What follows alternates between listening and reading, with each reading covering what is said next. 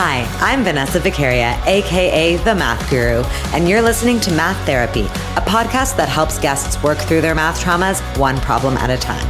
When I was in grade 11, I failed math not once, but twice, because I was told that I just wasn't a math person. Thanks to a math intervention in the form of an amazing teacher, I ended up scoring 99% in grade 12 math, and now I run The Math Guru, my very own math tutoring studio in Toronto. I started Math Therapy to take this conversation global, and I like to think of it as not just a podcast, but a movement. Whether you think you're a math person or not, you're about to find out that math people don't actually exist, but the scars that math class left on many of us definitely do. Oh, and don't worry, no calculators or actual math were involved in the making of this podcast. Okay, guys, welcome to Math Therapy, and I'm blubbering with excitement right now because this episode turned out to be basically the biggest gossip session ever, but about mathematicians. So this week I have Sunil Singh on the podcast, an ex-high school math and physics teacher who has taught every grade level in multiple crazy places from Canada all the way to Switzerland. And yeah, I said ex because he quit his teaching job recently because he loved it too much. Something we'll dig into in our interview. He is the author of Pie of Life, The Hidden Happiness of Mathematics, and Math Recess, Playful Learning in an Age of Disruption. And he calls himself a math education disruptor, which I find totally accurate and totally badass. Okay, but the coolest thing about Sunil is that he is obsessed with humanizing mathematics and by proxy, humanizing mathematicians. He's as obsessed with the secret life of Einstein as I am with the secret life of Kim Kardashian. So to my delight, this interview totally turned out to be a TMZ style interview. I'm not even kidding. Sunil seriously spills the tea on the mathematical icons that have plagued our math classrooms for as long as we can remember. Okay, honestly, just wait until you hear the dirt on Pascal. Pascal's triangle Pascal, that Pascal. That guy was whack, let me tell you. Okay, don't want to give too much away, so let's get into it. Hi. Hi. Welcome to the podcast. Thanks, Vanessa. How are you? Good. So this is really interesting because ever since we've met, we've had the similarity in that, we believe that school is, actually really killing any potential joy or inspiration that could be found in math. And just because I'm going to forget. Yeah. I know I'm going to forget a couple of things, but this is an article. I think it came through my LinkedIn, that people who quit companies, I'm sure it applies to teaching as well, that people who quit their job at a company are sometimes the ones that love their job and company the most. And what's the reason? Well, because they are so dissatisfied with what's happening, right, that they're not disinterested, these people. They're so passionate. They're seeing something that they are part of just burn to the ground. Right. They go, I'm out of here. And so this is interesting too, because this is the difference between, I think for both of us, because I don't know if you know this, but I taught in the classroom for a month. And I was I cannot, it was during my practice teaching. Sure. But that month I was I can't work within the system. I need to work outside of it, right? I think that's kind of what we're both doing in a way, right? Yeah, I was kind of slow. It took me 19 years. It took me, well, from the, I had some really good moments, but that's a pretty brave. I was a horrible disciplinarian, so I couldn't even last the month. I couldn't yell at people. People were walking all over me, and I just knew, both of us are disruptive, right? I knew I couldn't say or do what I wanted to do within a classroom. Well, what's interesting, you talk about, so if someone was to say, okay, hang your hat on your best accomplishment as a teacher, right? Mm-hmm. Someone would ask me. And some might go, okay, remember you were teaching in Switzerland, or you took a middle school students to a international European contest, the British School of Paris. They might think it's math related. Right. But the number one thing I can hang my hat on, and I taught in Regent Park for 3-4 years. I taught, my last 2 years were in Ajax High, and I taught some pretty challenging kids who came from challenging socioeconomic backgrounds. Not once in my entire career did I ever send a kid to the office. Okay, that's actually insane. And I came close in my last year, and there was a kid named Luke, and it was in that grade 11 class. Not that class that day, but it was in that class. And he was swearing and stuff. That's okay. But usually if the emotional and physical safety of the classroom's in danger, that's when I would intervene. Sure. So he wasn't swearing at anybody yet. He was just Right. swearing at himself. He was mad. But then it started getting out of hand. He pushed his desk, and I said, Luke, I tried to disarm him. Was he mad about math? He was mad at those other things, right? Okay. So he's escalating, and he's trying to push my buttons, right? I go, Luke, can you please have a seat, or can we just talk outside? And he goes, fuck off, right? To me, right? So my kids are looking at me what's going to be my response? And again, I'm still trying to disarm it, and being calm. And I go, Luke, you don't have to talk to me like that if there's an issue or problem. And again, he's like pushing his desk and he's saying, fuck this, fuck. He's F-bombs all. I love how I tell you can swear on the podcast and you're like, okay, I'm going to reenact this entire story. But it's my student. I know. And then I shifted gears. So I did raise my voice. The other thing kids used to always ask is, Mr. Singh, can you please raise your voice? You never raise your voice. So I raised my voice and I took out $10 in my pocket. And I go, Luke, here's $10 fucking dollars. Go get yourself something to eat and don't come back. And what happened? I'm so freaked out by you right now. This is scary when you raise your voice. It's because he wasn't expecting the yelling and also for me to give him $10. Yeah, he was expecting to be kicked out of the classroom. Right. So I go, you go for a long walk, okay? I couldn't say go Tim Hortons. Go for a long walk, get something to eat, come back, okay? He took the $10. Anyways, long story short, he was one of the 3 kids who bought me a bottle of wine at the end of the year. Did he go for the walk? Yeah, he did. Oh, he did. He did, yeah. Okay. And I don't think he passed, right? Like he was too far behind, but sure. Because he had a lot of other issues. But he was grateful for that. He was great. He goes, you know what?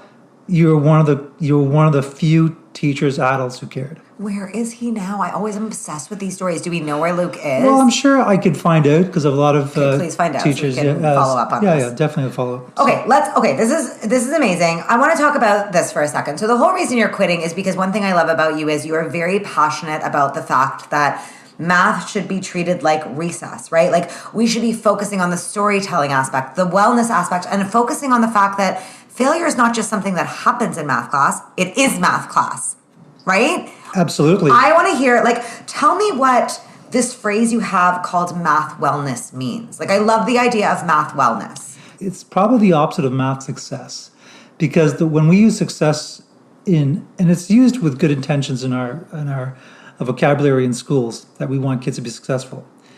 But what does that mean? Exactly. But what I think it means it's really saying to be successful, you mean you have to have a good job, you have to earn a good income. Again, well-intentioned, but it's always through this sort of economic, financial lens of success. Mm-hmm.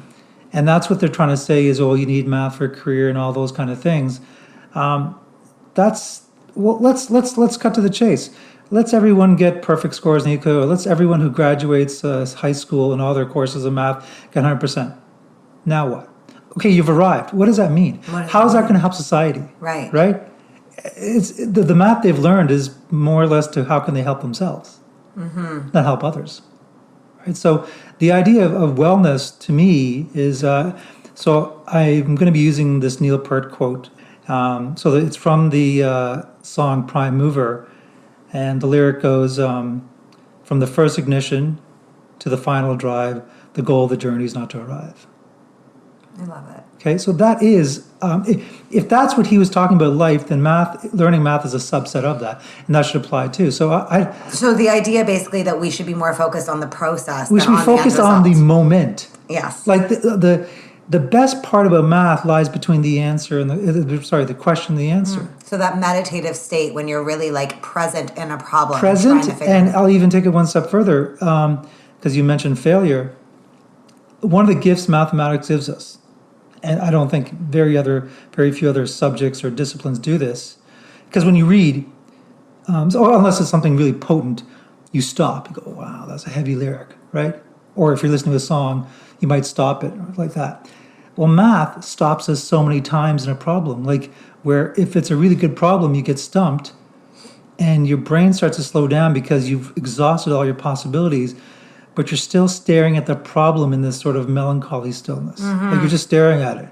Because you're stuck. You're stuck, but you're not moving away. And from a health point of view, in this sort of busy, fast-paced world we live in, that's such a good thing to be, just to be stuck and stop. And oh my God. Okay, this is, I am the way you're talking about this is giving me goosebumps. But what's so crazy to me is, could not be more opposite to the way it's treated. Absolutely. And that's why, one of my mentors, Peter Taylor, who's a professor at Queen's, still teaching there, I think he's in his early 80s, he teaches a course at Queen's University called Poetry and Math, where he actually compares lines of poetry to lines of mathematical solutions and proofs, right? In terms of what the similarities of our thinking.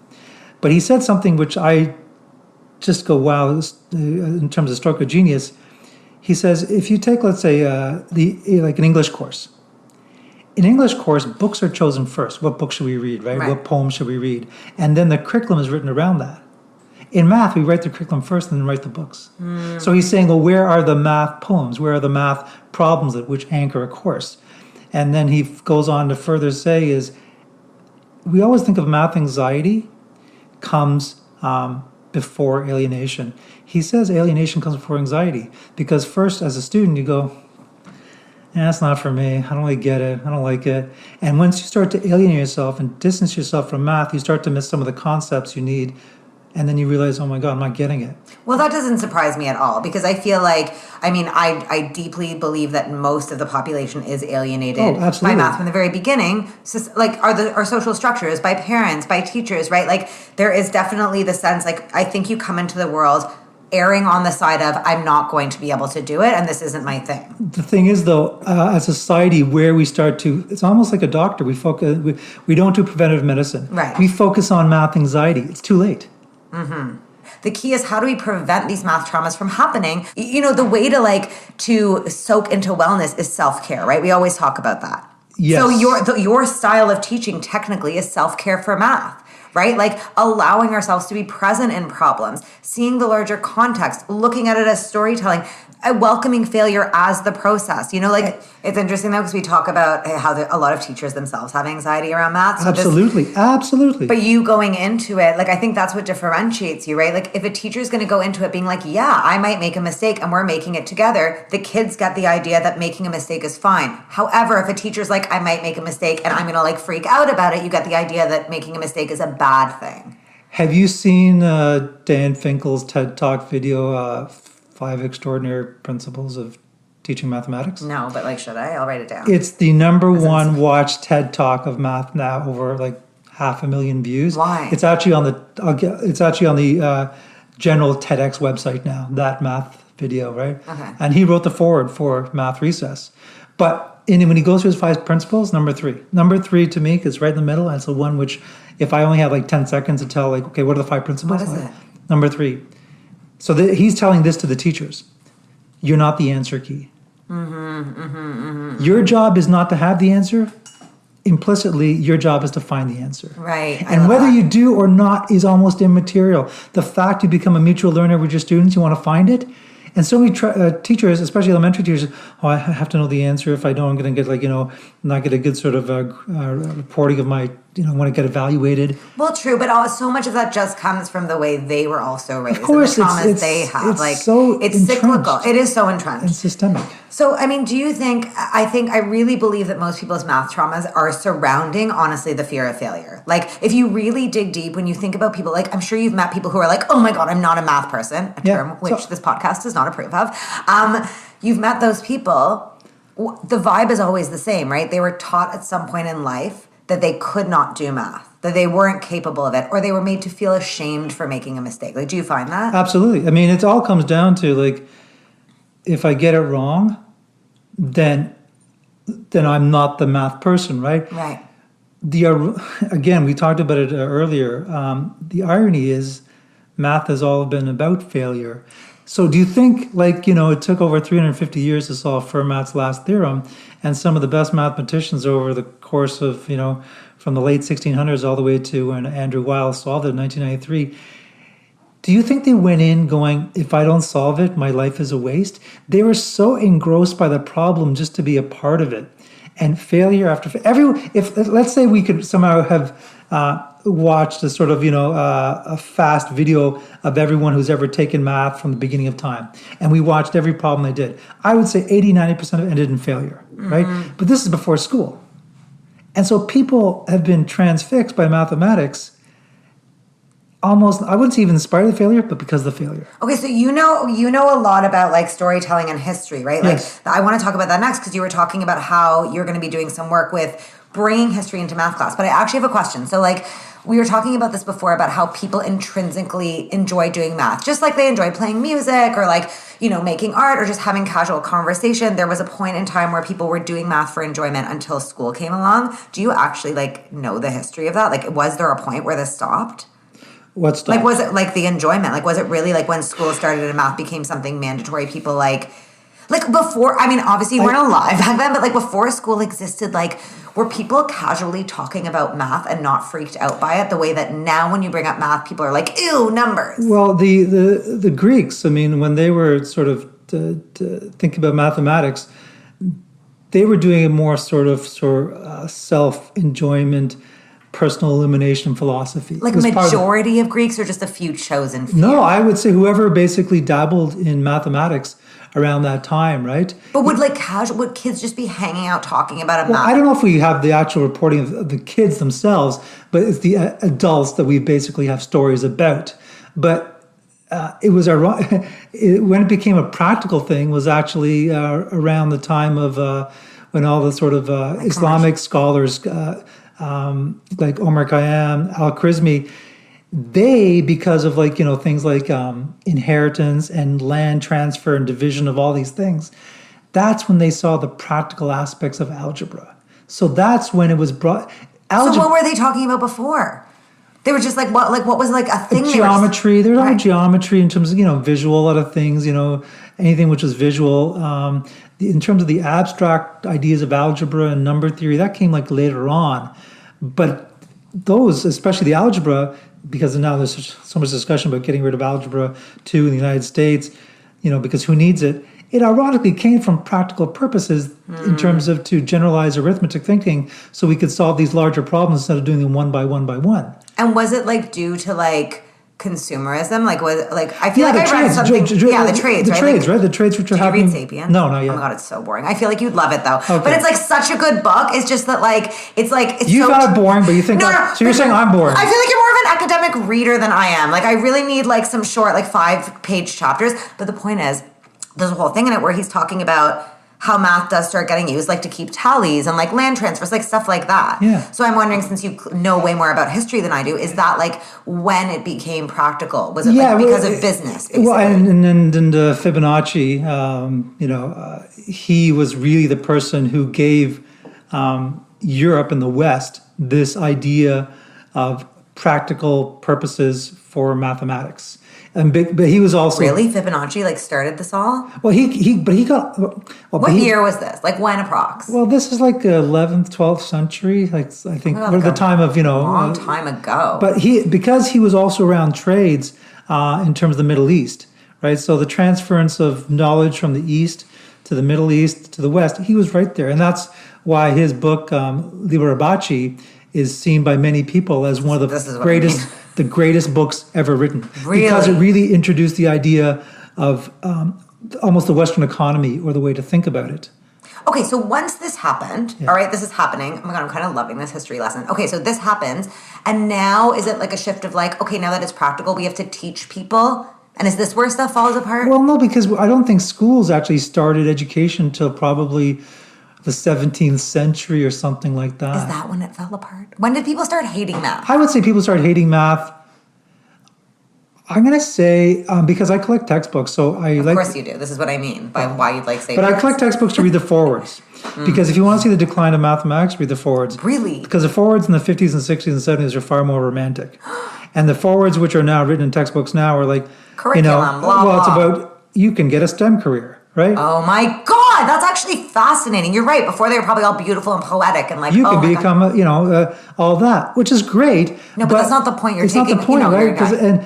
And even in the early 30s, when math education was being constructed in the United States, and there's actually a research article written about this, they wanted mathematics, now think about how much this is needed, they wanted for an informed citizenry, for democracy, that the more math you know, the more you're going to be able to figure out, facts and truths about life. But what I would argue, though, is also that, there's various kinds, people go, okay, I love math or I don't like math, right?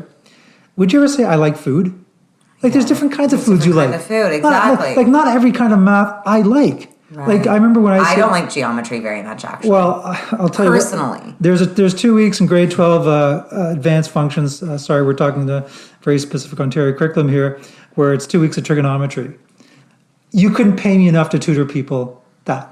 Like you hate I would literally, like I told, I remember I was tutoring some kids, I go, there's a chance I might be sick during the trigonometry, okay? That's what all of my students say to me. And I go, we're going to teach it. I'm going to do my best, but I'm going to be so honest with you right now.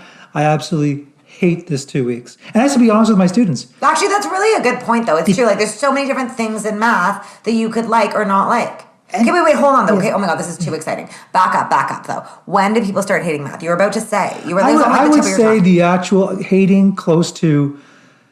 Okay, so I want to get a little bit serious. Not that we have not been serious, but I'm going to get pretty serious here. Oh my God, okay. Is that this time period is probably the last 5 years, sort of the highest instance of sort of mental health, anxiety issues among students. Like the past 5 years now. Past 5 years, recently. Right? Just general yes, unwellness. Completely agree. So I'm going to be in this film called Gatekeeper: Math Crisis in America. And so I had a chance to talk to the director, Vicky Abelist, before and after the interview.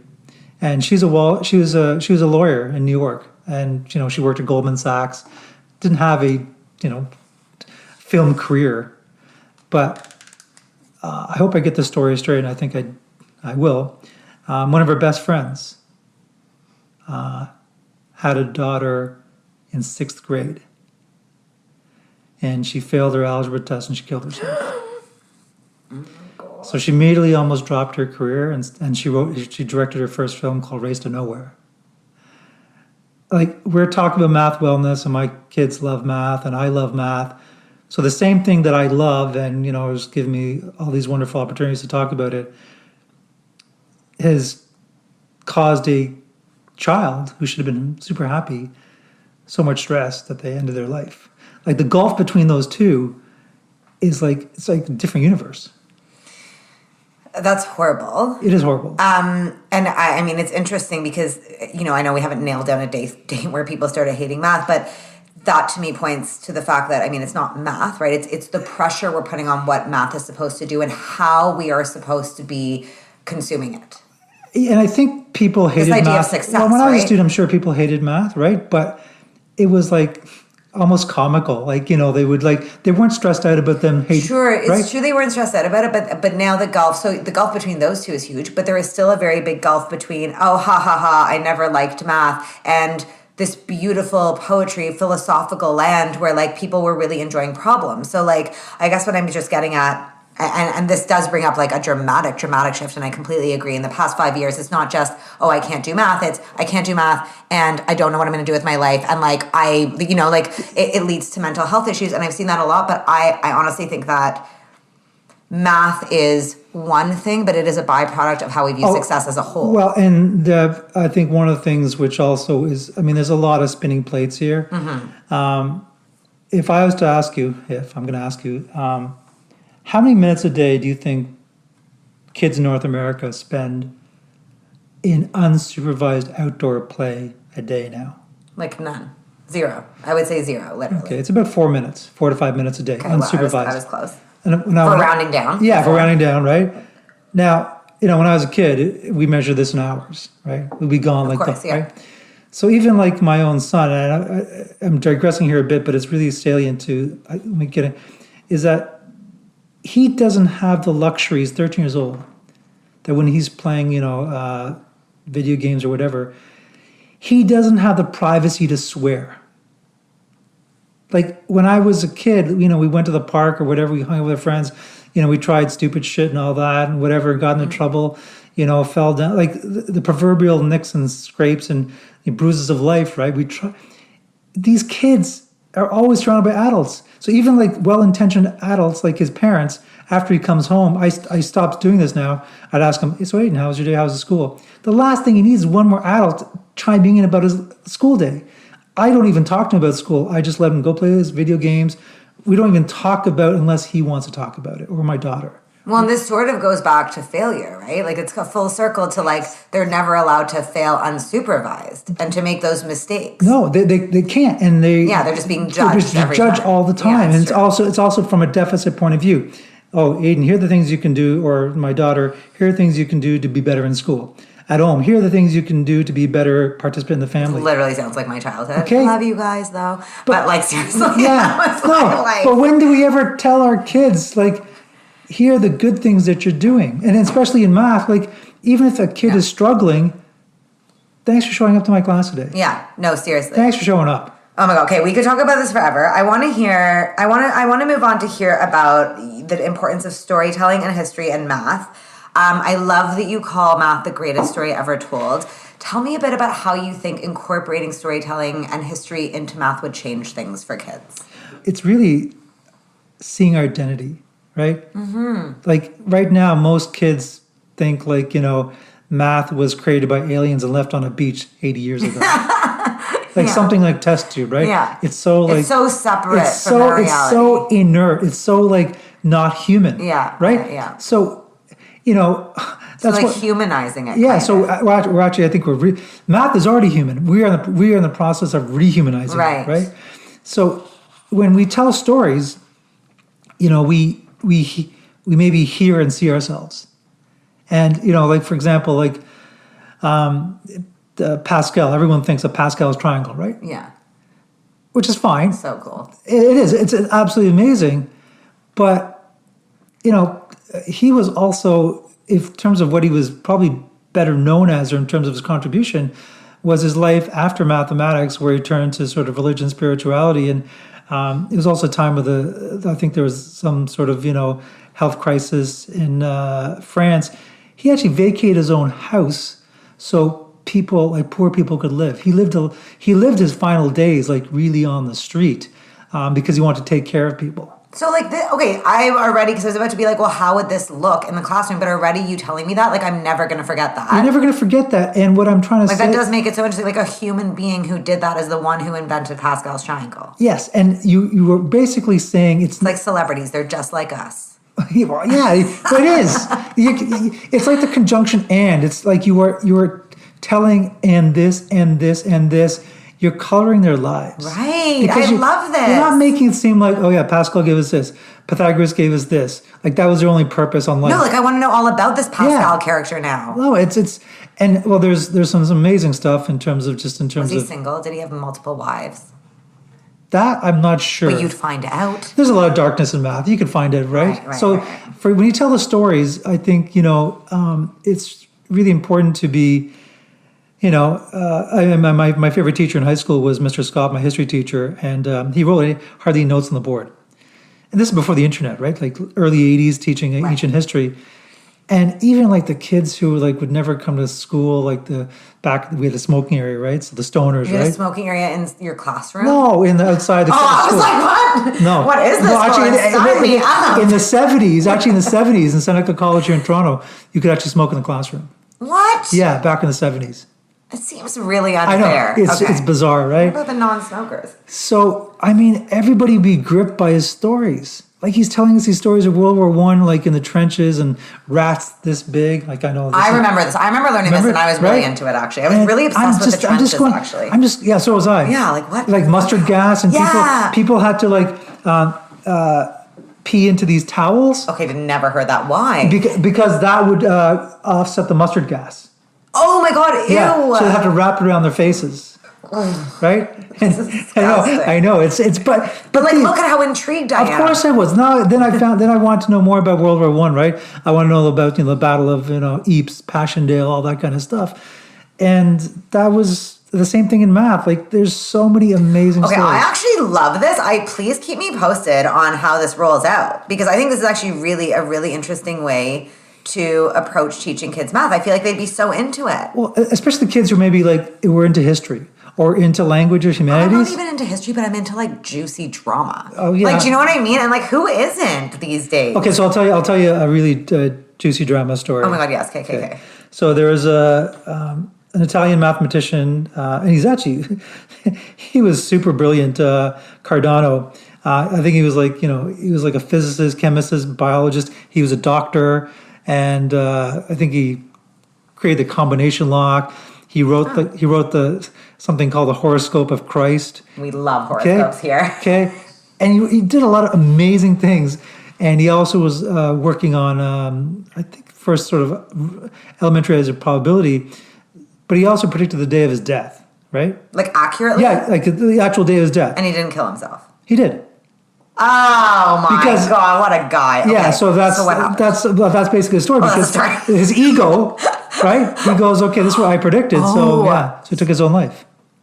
What the fuck? Yeah. But like that is juicy. Well, it's really putting in all the colors, like, math. Here's the thing. Math was created by and for humans. You think math was created by humans? Yeah, not aliens. Well, hold on a second though. Yeah. What about like pi? What about pi? I don't know. What about it?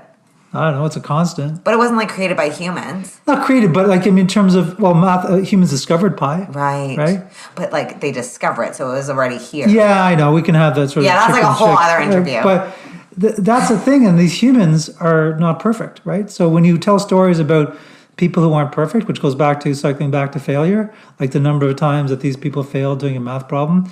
And there's a really a nice story about Fermat's last theorem, which was proven in 1983.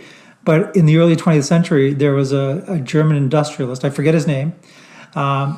He was very despondent because he had, I think his girlfriend or something at the time, the relationship was going south. That's, I already love this story. And so he actually had planned on committing suicide that night.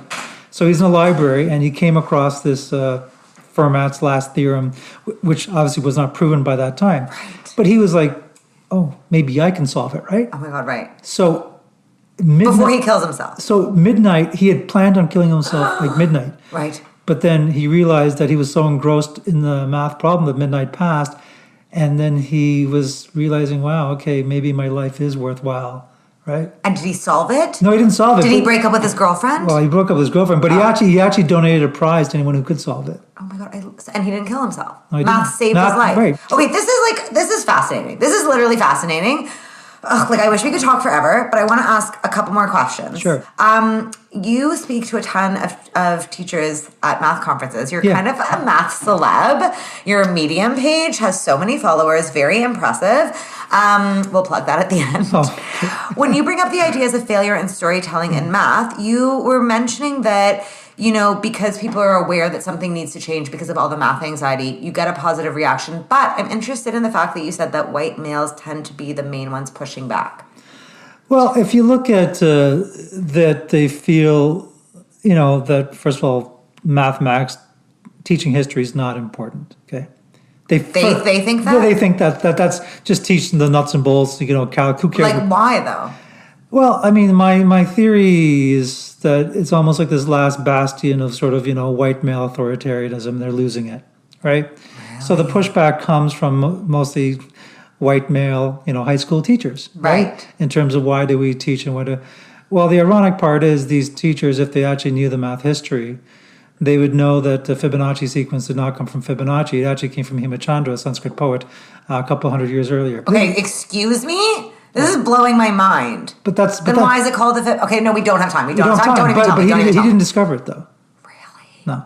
It came through Sanskrit poetry a couple of hundred years. So, but tell me more about the white male situation. Like, you think they're like, no, this is our thing, don't dig into it. Well, it's almost like this last straw of encroachment. Like, they see it as sort of political correctness. Oh, now you want to infuse color, and now you want to talk this, right? It's not like we want to replace it. It's like all the great Western mathematicians, which there's so many of. How about also the female mathematicians? How about the mathematicians of color? It's not a binary situation. Right. It's not black and white, so to speak. Let's include everything, right? Mm-hmm.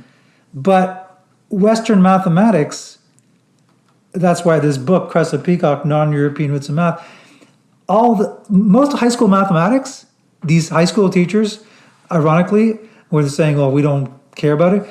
most of the math they're teaching is 9th century Indo-Vedic mathematics, except for calculus statistics. What does that even mean? Well, most of the math of quadratics, trigonometry came from like 9th century India. Oh, yeah, like it's not white math. Yeah. Okay. So it's like white math. I don't know if that's a term. Sorry. There's that was no. I know it's not. It's discovered by white people. Even by the time the mathematics which had evolved in Western Europe, because remember. K to 12 math is just like the basic foundation math. Right. So that foundational math was discovered hundreds, thousands of years before. The Western mathematics is more sort of university based, right? A little bit more advanced in terms of, especially the ideas of calculus, which they don't teach in high school. That's why K to 12 is perfectly set up to teach the history. Like, why don't they talk about Brahmagupta in terms of kids come across 0, or he came up with a plus sign. If, ironically, they'd say they knew all the people that we're talking about and they still say it's not important, you know what? I might listen to that because it's like, okay, they're taking everything into account. But usually, invariably, most of these people are not aware of math history. Math history is something which never has been taught. I was unaware of any of this juicy ass gossip, and I'm so excited. Yeah, but I didn't learn it in school. This is my own sort of self-directed professional development. Yeah. Okay, final 2 questions. Sure. What would you change about the way math is taught in schools? I think basics are very important. Like, just very quickly, 7 times 6 is a math fact, right? It's 42. But what's a better math fact is 2 times 3 times 7 is 42, because what you can now do is pick any number, pick 3. The 2 numbers left are 2 and 7. 2 times 7 is 14. 14 times 3 is 42. Kids create their own math facts. What? I mean, no, I got that. But but what I'm saying is if you break down numbers into their prime components. Oh, here we go. Here we go. Couldn't finish the interview without bringing up prime numbers. So if kids knew every number in terms of prime components, they could make their own math facts. So some math facts are more important than others. Okay, hold on. So what would you change? So basically, everything would just be taught in terms of prime numbers. Well, no, I would definitely have kids learning about prime numbers, like the atoms, the building blocks of mathematics first. But I'd also create a class called Failure Lab. Love it. Okay. Tell me. So your whole goal is you're going to come out failing. Okay. So what do you expect today in Failure Lab? You're going to fail. Fuck yes, this is the best idea. Okay, final question. What would you say to someone who doesn't think they're a math person? Well, first I would ask them why and why they think so, right?